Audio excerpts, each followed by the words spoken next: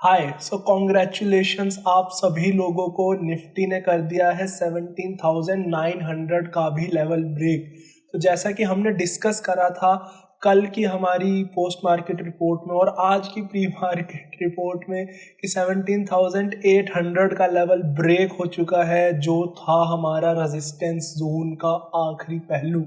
और उसके बाद एक देखने को मिल सकती है शॉर्ट कवरिंग रैली, अगर वो वहाँ सस्टेन करता है। और आज बिल्कुल ऐसा ही हुआ है, हमें देखने को मिली है एक 100 पॉइंट्स की बहुत अच्छी बेहतरीन rally. 0.5 to 0.6 0.57 almost percent up रहा है आज निफ्टी। एंड बैंक निफ्टी ने करा है आज उससे भी बड़ा कारनामा। बैंक निफ्टी का एक बहुत मेजर रेजिस्टेंस लेवल था 43,000 का, हमने इसके बारे में डिस्कशन भी करी थी। एंड 43,000 का लेवल बैंक निफ्टी ने अटेन कर लिया है।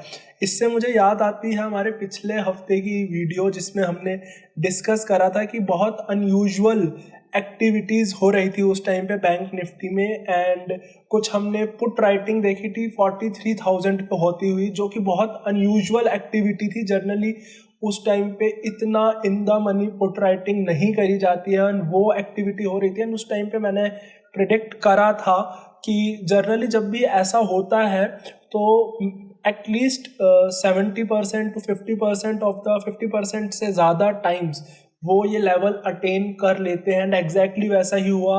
आज एक्सपायरी का दिन था, मंथली एक्सपायरी का दिन, एंड उसमें बैंक निफ्टी ने एग्जैक्टली 43,000 पे अपनी क्लोजिंग दी है, जो कि एक बहुत ही बड़ी अचीवमेंट है। तो आज के बेसिकली आज की रैली के मेन किरदार कौन रहे एंड क्यों आई ये रैली। सबसे पहला जो सबसे ज़्यादा कंट्रीब्यूट करा है आज निफ्टी के और बैंक निफ्टी में अपवर्ड मोमेंटम लाने में, वो रहा था रोल हमारे बजाज ट्विंस का। Bajaj finance and Bajaj Finserv दोनों के ही रिजल्ट्स बहुत ही बेहतरीन रहे हैं। इनफैक्ट कल मैंने बजाज फाइनेंस में ट्रेड भी ली थी, neutral to slightly bullish trade ली थी मैंने। आज उसके प्रीमियम्स कोलैप्स कर गए थे और मैंने अराउंड 2.5% उसमें बेसिकली अपना गेन करा था प्रीमियम्स के कोलैप्स होने से, जो कि एक बहुत अच्छा गेन रहा। एक दिन के ऑप्शन सेलिंग के ट्रेड के हिसाब से जो हमने रिजल्ट ओरिएंटेड ट्रेड लिए थे, एंड मेरा स्लाइटली बुलिश रहना भी उसमें बहुत अच्छा रहा। जैसा कि मैंने आपको कहा था कि उसका PCR रेशो 0.5 के आसपास है, तो उसमें एक शॉर्ट कवरिंग रैली देखने को मिल सकती है। एंड आज ऑलमोस्ट 2.5% बढ़े हैं दोनों ही स्टॉक, एंड दोनों ने बहुत ही अच्छी बेहतरीन रैली दिखाई है पूरे दिन में, बहुत अच्छे से गेन करा है। एंड हमें ये भी जानना बहुत ज़रूरी कि ऑलरेडी बहुत ही ज़्यादा लो चल रहे थे दोनों स्टॉक्स, एंड इनके पास आगे मूव करने का मोमेंटम भी था। एंड पूरी मार्केट को यही लग रहा था कि बेसिकली इनके वैल्यूएशंस बहुत हाई हैं, जो कि काफ़ी हद तक थे भी इनकी ग्रोथ जस्टिफाई करने के लिए। और सबको लग रहा था कि ये अब 20% से ज़्यादा की ग्रोथ नहीं दिखा पाएंगे ईयर ऑन ईयर, बट दोनों ने ही अपनी एक्सपेक्टेशंस को बीट करा। एंड एनालिस्ट को बोला नहीं, अभी हम जिंदा हैं और अभी हम आगे बढ़ते रह सकते हैं। एंड इसी के साथ दोनों ही स्टॉक्स ने बहुत अच्छा परफॉर्म करा। तो सबसे मेजर जो एक पॉजिटिविटी रही आज, वो रही बजाज ट्विंस के कारण। सेकंड जो चीज़ मैं आपको बीच में सारी चीज़ें हटा के एक बीच में चीज़ बताना चाहता हूँ कि हमने बजाज ऑटो डिस्कस करा था। हमने कल हमने डिस्कस करा बजाज ऑटो उनके रिजल्ट्स आने के बाद, कल या परसों। एंड तो हमने कहा था कि बजाज ऑटो के रिजल्ट्स अच्छे हैं, बट उसके बाद भी वो गिर गया। एंड देन मैंने आप लोगों को एक्सप्लेन करा था कि रिजल्ट के बाद जस्ट जो मूवमेंट होती है, हमें उस पर उतना ट्रस्ट नहीं करना चाहिए, बिकॉज वो मार्केट में कितने शॉर्ट्स हैं, स्टॉक में कितने शॉर्ट्स हैं, कितने लॉन्ग्स हैं, उन पे डिपेंड करता है rather than actual interpretation of the result. तो आज वही हुआ। हालांकि रिजल्ट के तुरंत बाद बजाज ऑटो गिरा, बट आज निफ्टी में हाईएस्ट गेनर हमारा बजाज ऑटो ही रहा है। एंड उसने शायद से अराउंड 2.7% की उसने रैली दिखाई है। बहुत ही फैंटेस्टिक रैली है ये बजाज ऑटो के लिए।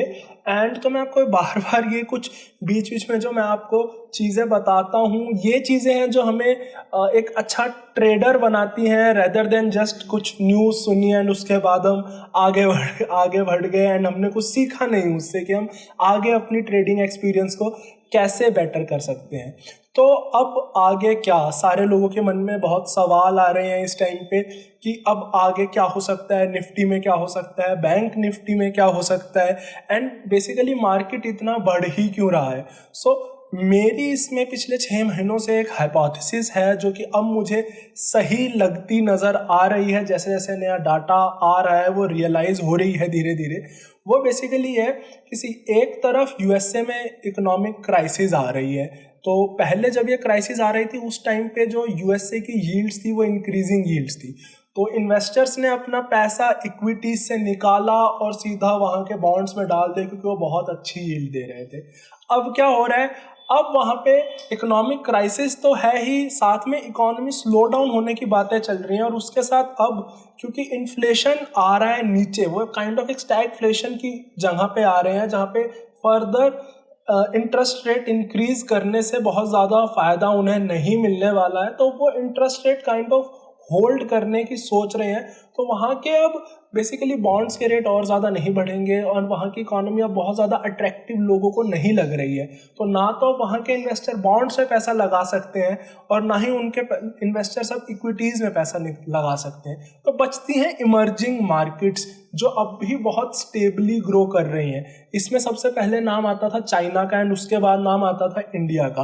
बट यहाँ पे भी इंडिया के लिए प्रॉस्पेक्ट्स बहुत अच्छे बनते दिख रहे हैं क्योंकि पिछले 4 क्वार्टर से चाइना की ग्रोथ हम देख रहे हैं कि धीरे धीरे एक स्लो डाउन पे है। वहाँ का बेसिकली जो कंज्यूमर है वो अब भी उतना ज़्यादा एक्टिव नहीं हुआ है अपनी स्पेंडिंग में, उनकी स्पेंडिंग अब भी कम आ रही है, जिसकी वजह से कंपनीज की ग्रोथ काइंड ऑफ वहाँ पे स्लगिश रह रही है, जिसके कारण यूएसए के इन्वेस्टर्स भी चाइना में अभी एंटर नहीं कर रहे हैं उतने ज़्यादा पहले के मुकाबले। तो सारा फंड्स आएगा कहाँ, बचता है एक लौता मेजर ऑप्शन इंडिया, जहाँ की अभी स्टॉक मार्केट्स बहुत ही स्टेबल है। एंड सबसे मेन बात, अगर हम ये सारे इकोनॉमिक फैक्टर्स हटा भी दें, सिर्फ फंडामेंटल्स पे फोकस करें, तो हमें ये पता चलेगा कि अभी फंडामेंटली हमारा निफ्टी बहुत करेक्टली प्राइस्ड है एंड उसमें बहुत सारी सिक्योरिटीज़, इनफैक्ट इंडिया में इस टाइम पे बहुत सारी सिक्योरिटीज बहुत अंडर वैल्यूड है एंड इंडिया को खामा में दबाया जा रहा था वर्ल्डली प्रेशर से कारण। बेसिकली वर्ल्ड में जैसी उनकी इकोनॉमीज काम कर रही थी वो रिफ्लेक्ट हो रहा था इंडिया के ऊपर, बट इंडिया पे उसका इम्पैक्ट नहीं आया उतना ज़्यादा, चाहे वो इन्फ्लेशन की बात हो, चाहे वो बैंकिंग सेक्टर की बात हो, चाहे वो फर्दर हमारी इकोनॉमिक ग्रोथ कैसी रहेगी वो ही क्यों ना हो, इंडिया ने उसमें बहुत बढ़ चढ़कर बहुत अच्छा परफॉर्म करा है। इंडिया का इकोनॉमिक डाटा बहुत अच्छा आया है। तो अब जाके लोग इंडिया को और वर्ल्ड को थोड़ा सा डीलिंक करना स्टार्ट कर रहे हैं, उसे एज एन ऑल्टरनेटिव देख रहे हैं, रेदर देन कि जैसा वेस्ट में रहेगा वैसा ही इंडिया की मार्केट्स मिमिक करेंगी एंड वैसा ही परफॉर्म करेंगी। अब हम थोड़ा सा कॉन्ट्रा परफॉर्म करना स्टार्ट कर रहे हैं एंड उस कॉन्ट्रा परफॉर्म करने के कारण ही हम देख रहे हैं कि यूएस मार्केट्स चाहे चॉपी रहे चाहे थोड़ा सा गिरे, हम बहुत अच्छे से स्टेडिली ऊपर बढ़ते जा रहे हैं, जो कि इंडिया के लिए बहुत अच्छी बात बन गई है। ऑन दी अदर हैंड जब हम देखते हैं कि बैंकिंग सेक्टर भी बहुत अच्छा परफॉर्म कर रहा है आजकल, सो बैंकिंग सेक्टर के लिए भी बहुत एक अच्छी न्यूज़ आई है। आज आरबीआई की स्टेटमेंट आई है कि जो ग्रॉस एनपीएस है अक्रॉस द बैंक्स वो अब 4.4% पे आ गए हैं, जो कि एक हिस्टोरिक लो है। 2005 के बाद ये सबसे ज़्यादा लोएस्ट नंबर है जो हमने देखा है। तो इंडिया के बैंक्स की बुक्स इस टाइम पे बहुत बहुत बहुत अच्छी लग रही है एंड जब एक बैंक की बुक्स बहुत अच्छी होती हैं वो एग्रेसिवली बहुत अच्छा ग्रो कर सकता है। एंड हमारे लिए जानना बहुत इम्पॉर्टेंट है कि जो बैंक निफ्टी के स्टॉक्स हैं उनका वेटेज निफ्टी के अंदर 33% है, जो कि हाईएस्ट है। सो अगर बैंकिंग स्टॉक्स अपने हेल्दी पोजीशन में रहेंगे तो निफ्टी को आगे बढ़ने में बहुत ज़्यादा हेल्प हो सकती है। तो एक पॉजिटिव पॉइंट है जो हमें ज़रूर दिमाग में रखना चाहिए। हाँ, थोड़ा बहुत वेस्ट का इफेक्ट इंडिया में ज़रूर आ सकता है, बट मुझे लगता है अब इन्वेस्टर्स इन चीज़ों को समझ रहे हैं। जो हमारे इंस्टीट्यूशनल इन्वेस्टर्स हैं वो भी इन चीज़ों को रियलाइज़ कर रहे हैं कि रेदर देन पैनिकिंग कि यूएस में कुछ हो रहा है उसके कारण हम पैनिक होकर इंडिया की सिक्योरिटी सेल करें, उसकी बजाय हमें इंडिया में इन्वेस्ट करना चाहिए, जिसके कारण हमारे फंड्स आ रहे हैं। और हमने लास्ट डे भी देखा था कि वापस एफआईआईज ने बाइंग करी है। तो वहाँ से हम एक टर्न देख सकते हैं कि शायद से एफआईआईज अब वापस बाइंग स्प्रिंट में इंडिया में आए और कुछ मंथ्स के लिए एक बाइंग स्प्रिंट पर रहें और निफ्टी बहुत अच्छी बाइंग्स देख सकता है। एंड तो सबसे मेजर इम्पॉर्टेंट चीज़ रही कि आज निफ्टी इतना बढ़ा और इंडिया विक्स गिरा है, मतलब निफ्टी यहाँ पे सस्टेन कर सकता है। लोग निफ्टी के बढ़ने से अब डर नहीं रहे हैं, लोगों को ये दिमाग में बैठ रहा है कि हाँ निफ्टी इस लेवल्स के लायक है, निफ्टी यहाँ पे सस्टेन कर सकता है। इनफैक्ट ये चीज़ हमें पुट राइटिंग में भी देखने को मिली कि 17,800 एंड 17,900 पे भी हमारी पुट राइटिंग हुई है। बैंक निफ्टी में भी हमारे 42,500 पे 43,000 पे दोनों पे हमें पुट राइटिंग देखने को मिली है कि हाँ ये लेवल सस्टेन हो सकते हैं, लोग यहाँ पे पोजीशंस ले रहे हैं, सेंटीमेंट मार्केट के साथ है इस टाइम पे, जो कि बहुत ही अच्छी बात है। फंडामेंटली हम अब भी बहुत ज़्यादा स्ट्रांग है। निफ्टी की अगर हम बात करें तो 18,000 तक हमें कोई भी मेजर, एटलीस्ट मुझे कोई मेजर रेजिस्टेंस निफ्टी में नज़र नहीं आता है।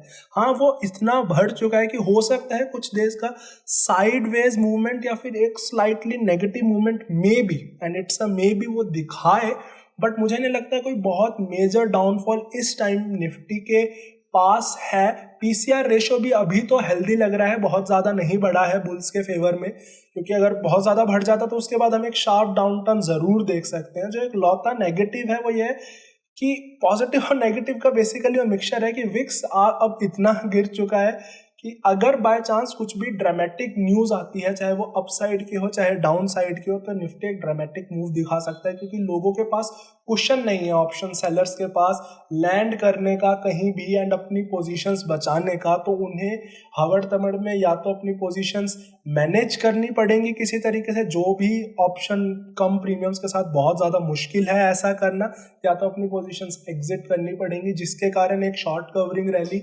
देखने को मिल सकती है या फिर एक शार्प डिक्लाइन देखने को मिल सकता है।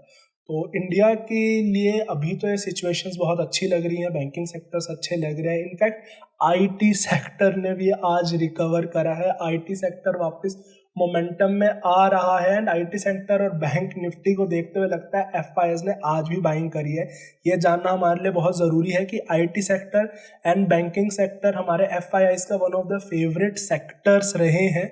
इनफैक्ट एनबीएफसीज भी, खासकर बजाज फाइनेंस जैसी भी हमारे एफआईआईज के बहुत फेवर में रही हैं शुरुआत में, एंड इन सारे सेक्टर्स में आज रैली देखने को मिली है। तो ये बहुत रेयर है कि बिना एफआईआईज के सपोर्ट के ऐसा हो सकता है।